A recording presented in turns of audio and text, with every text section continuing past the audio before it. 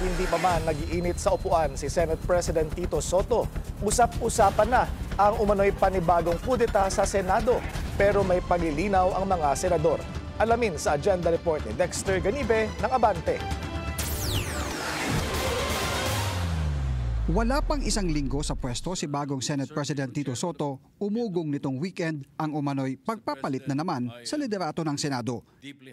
Pero tinawag ni Senador Amy Marcos na fake news ang napabalitang muling pag-takeover ng dating mayorya kung saan si Senador Alan Peter Cayetano ang iuupong bagong Senate President. Paglilinaw niya, hindi sa kampo ng kasalukuyang minorya nagmula ang issue kundi mismong sa liderato ng Senado. Hindi naman ang galing sa amin eh. Diba? What about, ma'am? Hindi yung sinasabing fake news. What are you asking? Di ba yung sinasabi mong fake news na magkakaroon ng kudeta ng kudeta? Walang pinag-uusapan na ganun. Ang pinag-uusapan lang namin is staying alive. Matipid naman sa sagot si Senador Rodante Marcoleta sa nababalitang counter-kudeta sa pangunguna umano ng Duterte Black. Hindi ko naman alam yan. Hindi naman ako chismoso.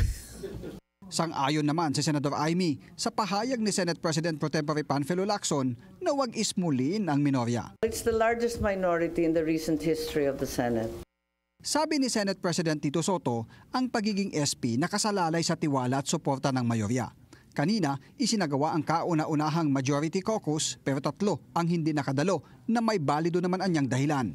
The Senate President is always in office because of the trust and confidence of his colleagues. We serve at the pleasure of our colleagues. So if there are majority of the members of the Senate who want a different Senate President, what can we do? So be it. The minority always wants to be the majority. The majority never wants to be the minority.